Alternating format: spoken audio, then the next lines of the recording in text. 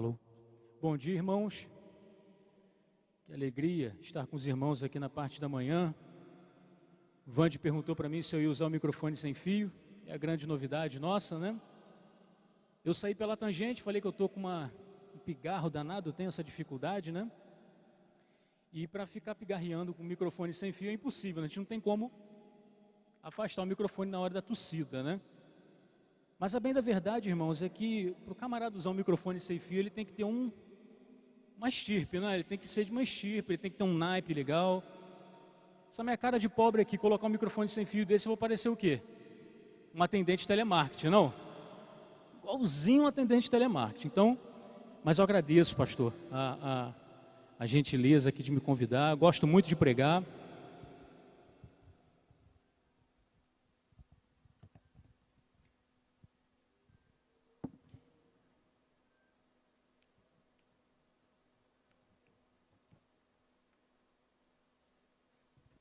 O microfone sem fio teria me ajudado agora, né? Pois é. Tem seus prós e tem seus contras. Mas enfim. Quero convidar os irmãos a abrirem suas Bíblias. Em Deuteronômio, capítulo 32. Nós vamos ler a partir do verso 10. Do verso 10 ao verso 12. Deuteronômio. É o 5º livro da Bíblia. Vamos estar meditando sobre o cuidado de Deus, celebrando o cuidado de Deus. Eu penso, meus irmãos, que não haveria um título mais apropriado para retratar esse último ano da nossa igreja. O último ano da nossa igreja foi um ano completo de pandemia. Pandemia essa que ainda não acabou. Estamos retornando às atividades, né? Aos poucos, mas não acabou. Nós ainda estamos em pandemia, ainda estamos aí amargando números altos, né, de morte. Já melhoraram bastante, não há motivos mais para ficarmos tão alarmados quanto estávamos antes, mas precisamos ainda estar atentos. E quando o pastor pediu que eu pregasse dentro da comemoração do aniversário, dentro desse título, celebrando o cuidado de Deus, me veio esse texto à mente. Deuteronômio, capítulo 32, a partir do verso 10. Diz assim a palavra do Senhor: Numa terra deserta ele o encontrou, numa região árida e de ventos uivantes. Ele o protegeu e dele cuidou, guardou-o como a menina dos seus olhos. Como a águia que desperta a sua ninhada, paira sobre os seus filhotes e depois estende as asas para apanhá-los, levando-os sobre elas. Verso 12. O Senhor sozinho o levou, nenhum Deus estranho o ajudou. Santo Deus, nós louvamos e engrandecemos o teu santo nome nesta manhã de domingo, Pai. E nesse momento, Pai, que a tua palavra foi lida e ela precisa ser explicada, que seja, Santo Deus, na força do teu Espírito. É essa a nossa oração, é esse o nosso desejo neste momento. Nós pedimos isso em nome doce e precioso do Senhor Jesus, o nosso Salvador. Amém, Pai. Meus irmãos, nós estamos aí diante do capítulo 32, final do livro de Deuteronômio, um momento em que Moisés escreve um cântico, um salmo. Moisés, então, aqui escreve um salmo, algo que não era comum para Moisés. Moisés, ele é conhecido como legislador, mas ele não é conhecido como um salmista. Nós temos lá no Saltério, no livro de Salmos, um único salmo que é de autoria de Moisés. Os irmãos sabem que salmo é esse? Hein? Não? É o Salmo 90, o único salmo cuja a autoria é atribuída a Moisés. Pois bem, mas aqui no finalzinho, né, Moisés escreve um cântico, e nessa parte do cântico, o cântico vai até o final, né, do finalzinho do capítulo 32, mas nessa parte aqui, eu identifico a parte mais poética do Salmo, a parte em que ele mais afirma, ali fala sobre o cuidado do Senhor e fala de uma forma poética, algo que é natural nos Salmos, né? E ele dá aqui um testemunho do cuidado do Senhor. Ele faz um resumo de tudo aquilo que ele, como líder do povo de Israel, havia vivenciado diante do povo de Deus. O quanto o povo de Deus clamou, pedindo para sair lá do jugo dos egípcios. e como Deus, de uma forma maravilhosa, de uma forma milagrosa, tirou o seu povo ali. E ele fala também da desobediência do povo. Moisés não passa a mão, ele não passa despercebido nos erros do povo. Ele fala da desobediência do povo, fala como que Deus conduziu o seu povo e fala também ali da misericórdia de Deus sobre o povo de Israel. Deixo aqui para os irmãos a recomendação da leitura por completo do capítulo 32 de Deuteronômio, que nós não podemos ler agora, né? Perderíamos aqui, investiríamos muito tempo. Mas aqui nós vemos que Moisés se utiliza da analogia da águia. Ele diz aqui então que Deus seria uma águia e através deste cuidado ele estaria ali conduzindo, protegendo, ensinando o seu povo. Essa analogia, meus irmãos, de Deus como uma águia e quanto aos instintos maternos ou paternos, não sei, mas quanto aos instintos de proteção de uma ave, não é incomum na Bíblia. Nós vemos, por exemplo, Jesus falando, exortando ali os conterrâneos dele, né? Ah, Jerusalém, você que mata os profetas, como eu queria ajuntar você, como a galinha ajunta os seus pintinhos, não é isso? Não é essa expressão que Jesus usa? Pois bem, em outras versões ele fala os seus pintainhos, né? Como eu queria proteger vocês.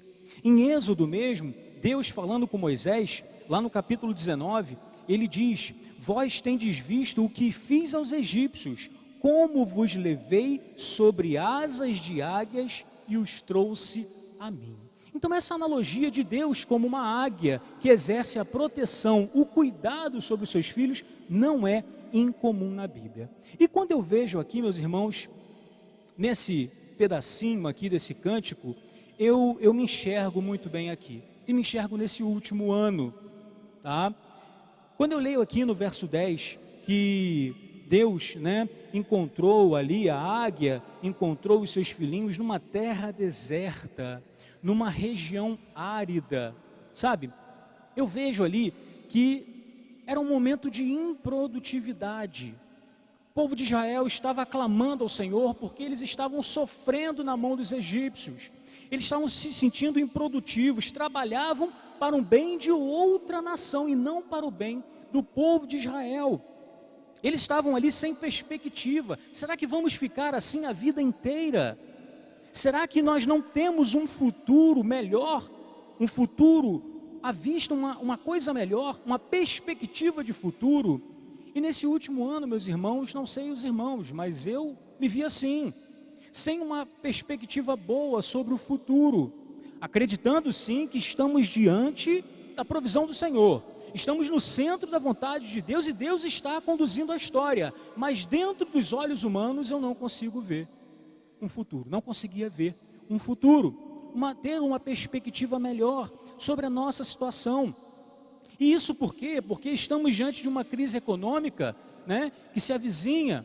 Agora no intervalo da EBD e do culto eu conversava ali na porta com o Eric Bragança, né, sobre essa questão da nossa economia, como que o mercado tem sentido essa situação e não precisa ser nenhum economista para sentir isso. Se você vai ao mercado, você sente plenamente os efeitos da inflação. Seu salário não compra mais aquilo que comprava há um ano atrás. Uma crise econômica. A ausência, meus irmãos, de um protocolo médico efetivo. O que vamos tomar para a Covid-19? Azitromicina? Não é um medicamento. Não é um medicamento.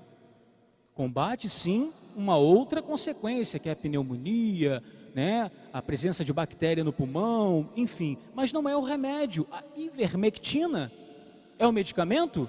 Também não é. A cloroquina é um medicamento? Não é. Sem perspectiva. Nesse último ano eu me vi dessa forma, sem perspectiva. E sofria também com ventos uivantes, não é isso? É o que está lá no verso 10, numa região árida e de ventos uivantes. Um fenômeno natural que causa medo. Ontem cheguei em casa com o Davi, está ventando pra caramba, né? Davi, meu filho de 4 anos, e o vento ele passa por entre as portas e faz um assovio tenebroso, né? Dá medo na gente. E ele chegou para perto de mim, a casa estava no silêncio, só estávamos eu e ele dentro de casa, ele chegou perto de mim, pai, o que é isso? Né? Ele não sabe o que é. Um fenômeno natural que causa medo. Pois bem, para mim a Covid-19, esse último ano foi repleto de eventos naturais que causaram medo. Então foi nessa situação que Deus me encontrou neste último ano. Mas eu pude sim experimentar o cuidado do Senhor. Eu pude experimentar, né? Assim como a águia, Deus exerce o cuidado sobre os seus filhos. E neste texto, de 3 formas, e são essas 3 formas que eu gostaria de caminhar com os irmãos. Deus exerce o cuidado sobre os seus filhos no ensino, Deus exerce o cuidado sobre os seus filhos na proteção, e Deus exerce o cuidado sobre os seus filhos na condução da sua história. É nessa passada que eu quero caminhar com os irmãos. E lá no verso 11 diz o quê? Como a águia desperta a sua ninhada, não é isso? Como a águia que desperta a sua ninhada. A águia, meus irmãos, ela faz isso. Ela não apenas gera os seus filhotes, ela gera os seus filhotes, mas ela tem um compromisso com a criação dos seus filhotes.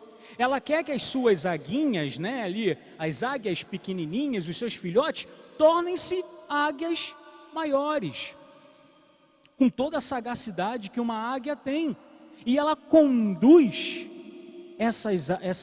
esses filhotes a essa condição. Ela desperta, ela chama os seus filhotes, né? Ela faz isso com os seus filhos, porque ela tem um compromisso de não apenas gerar, mas ela cuida.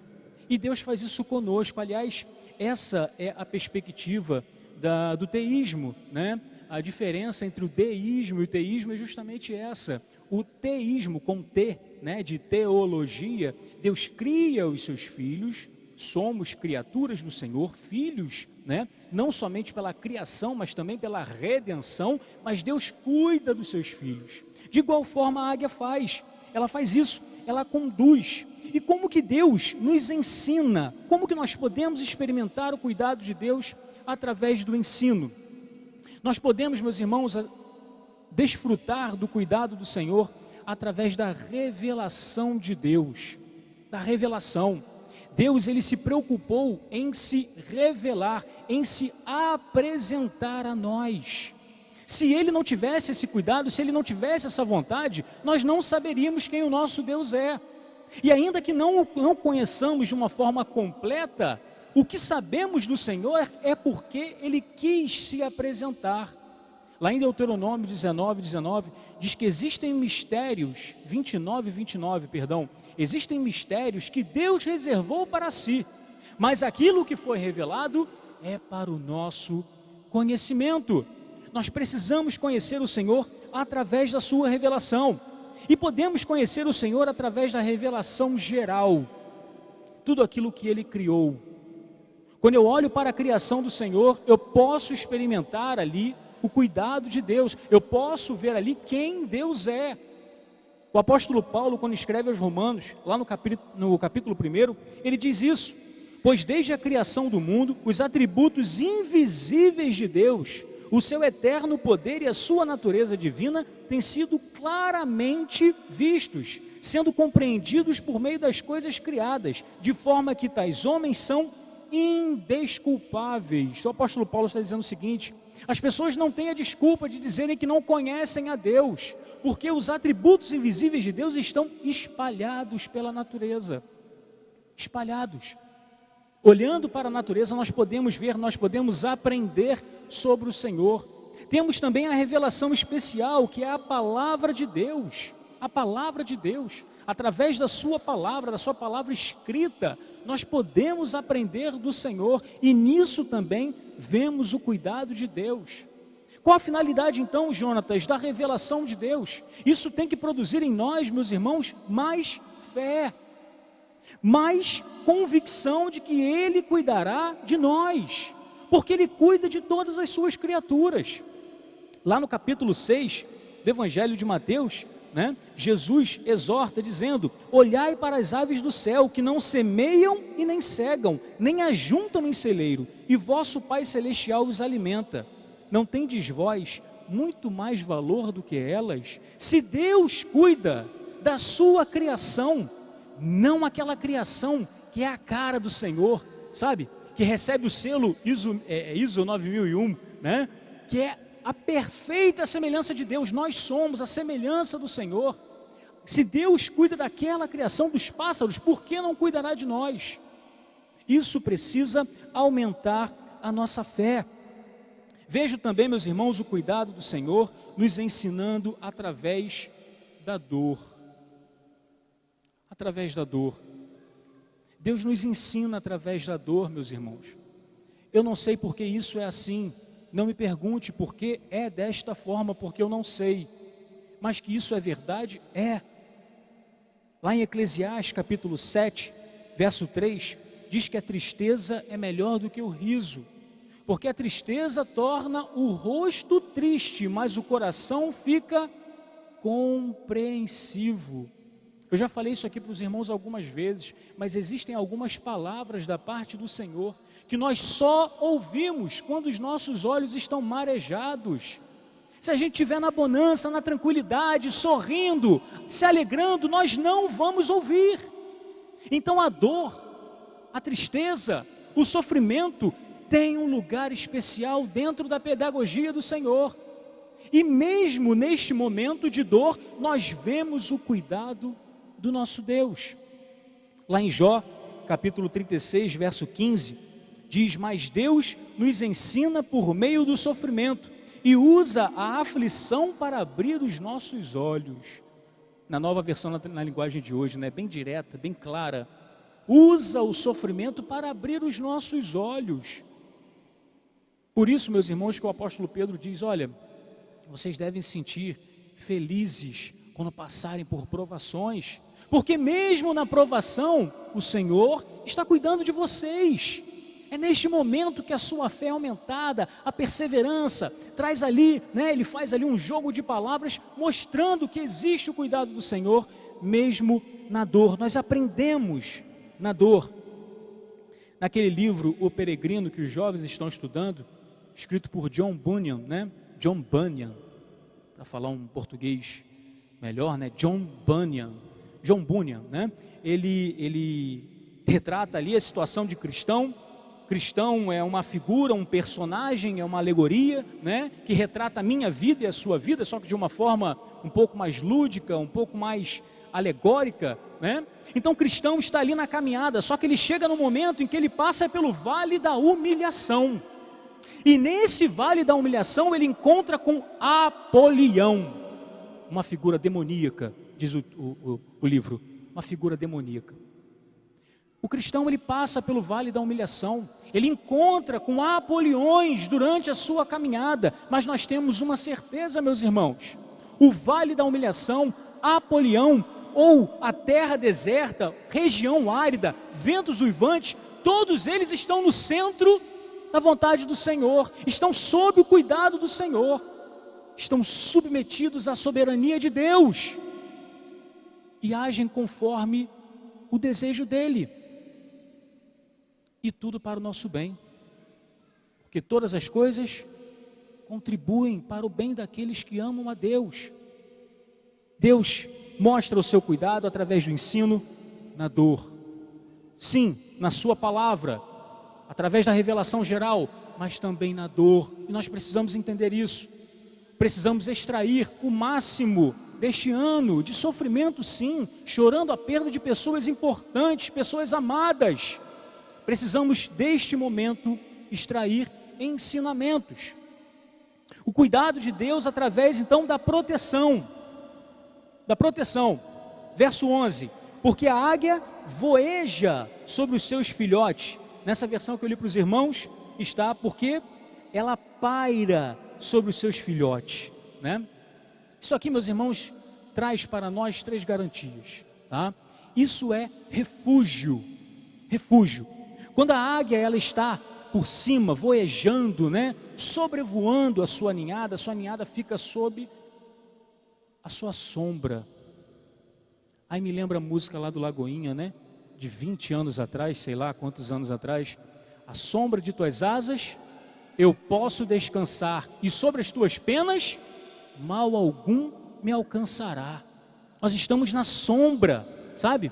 Na sombra do Onipotente. Como diz lá no Salmo 91, na sombra do Onipotente. Nós lemos o Salmo 91, né? No decurso do culto. É um lugar seguro, é um lugar de refúgio. E nós precisamos entender isso. As águias pequenininhas, os filhotezinhos, eles estão numa posição de refúgio, debaixo ali das asas da águia mãe, né? Esse fato da águia sobrevoar os seus filhotes traz também uma garantia de vigilância. Estamos sob completa vigilância do Senhor. Não há como fugir disso, e Deus conhece a minha história e a sua história. Isso para nós é uma garantia tremenda, uma garantia de cuidado, de proteção, né? Ele está nos vigiando. Letícia, quando era mais menorzinha, mais pequenininha, ficaria horrível, né? Quando ela era menorzinha, a Aline, né, sempre chamando minha atenção, fica de olho nela, fica de olho nela. E às vezes eu ficava de olho nela, mas a gente sempre, né, vendo de uma forma, vendo a criança e o telefone também, né? As mães não entendem isso, elas acham que é falta de cuidado, mas não é. A gente está disfarçando ali, né? O pai está disfarçando ali que está vendo. Mas a minha filha virava e falava assim: pai, me olha. A minha mãe falou para você: me olha, pai, me olha. Você tem que tomar cuidado, né? Tem que tomar conta de mim. Me olha, pai. E Letícia, né, sempre muito cuidadosa e tem esse senso de responsabilidade muito aguçado. Mas a bem da verdade, meus irmãos, é que nós não temos como fugir da vigilância do Senhor. Ele não dá essa escapadela, né, que o pai dá. Nós não temos como fugir. Lá no Salmo 139, o salmista diz: Senhor, tu me sondas e me conheces. E lá no verso 10 ele vai dizer: para onde irei do teu espírito? E para onde fugirei da tua face? Se eu subir ao céu, lá tu estás. Se fizer no inferno a minha cama, eis que tu ali estás também. Se tomar as asas da alva, se habitar nas extremidades do mar, até ali a tua mão me guiará e a tua destra me susterá.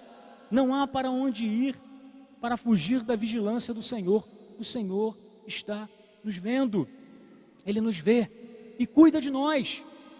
A terceira acepção, meus irmãos, dessa águia que voeja sobre os filhotes é uma garantia de visão superior, de macrovisão. Me perdoem aqui, me permitam a expressão macrovisão. Deus vê de cima. É muito bom, meus irmãos, quando a gente consegue ver de cima. Alguns anos atrás, nós fomos visitar a Sara e o Magno lá em Manaus. E quando chegávamos na cidade de Manaus, o próprio capitão, né, do avião falou: olha, nós estamos sobrevoando ao encontro dos rios, Rio Negro e Solimões. E é lindo. Uma parte do rio é marrom, a outra parte é preto e eles não se misturam. E nós vimos de cima, isso para mim ficou muito claro, muito claro. 2 dias depois, quando nós chegamos em Manaus, a Sara falou: vamos lá, vamos ver o encontro dos rios, mas agora nós vamos de barco. Vamos de barco. Que decepção, irmãos, porque eu não consegui ver muito bem não.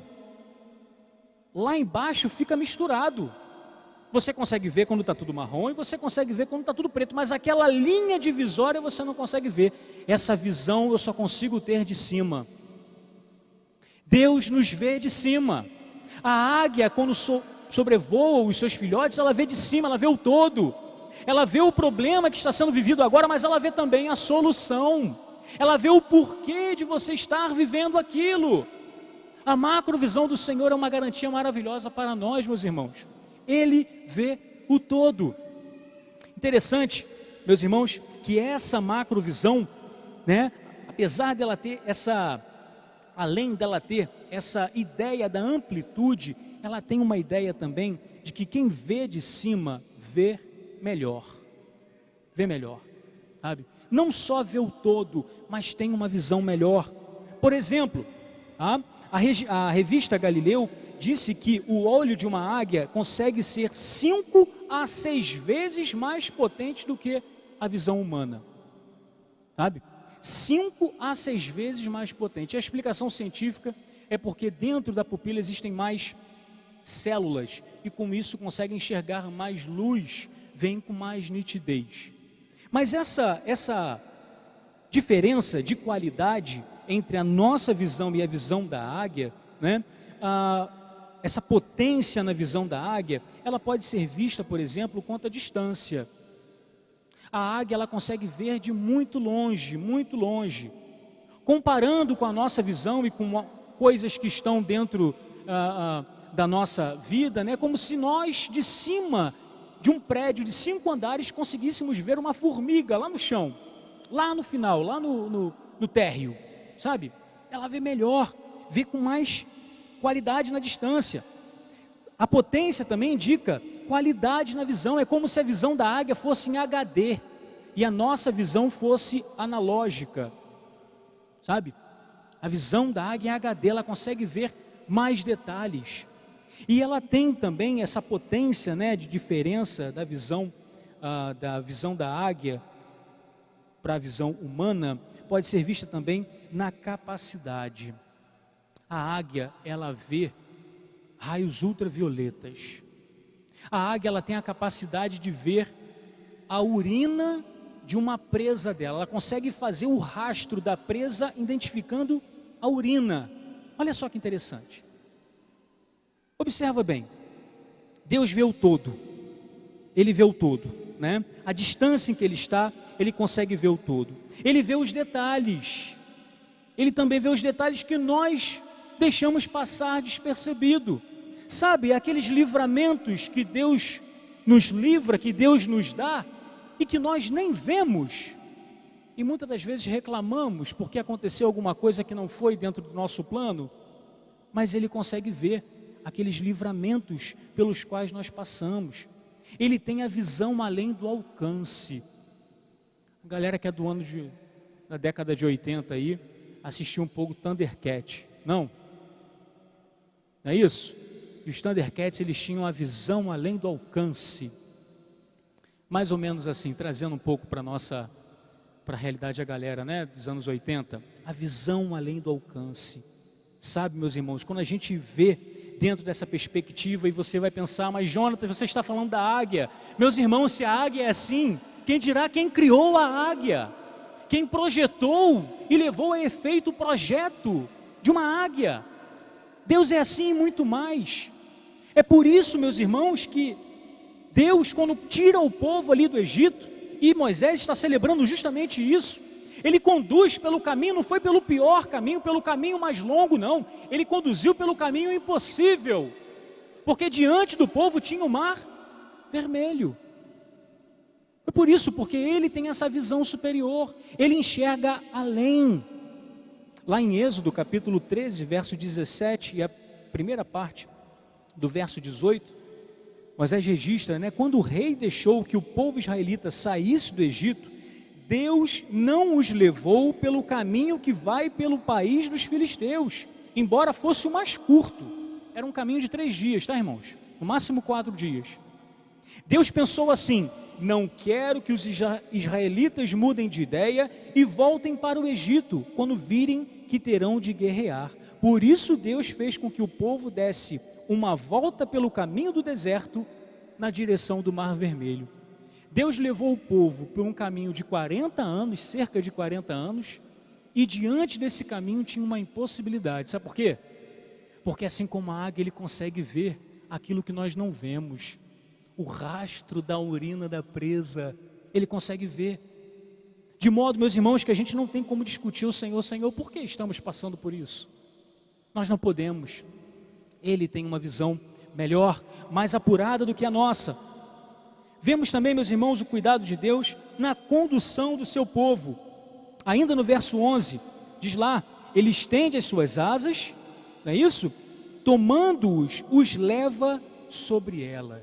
Sabe, a águia, num determinado momento, ela faz isso com os seus filhotes, ela coloca os filhotes na águia e conduz para que eles possam voar, né?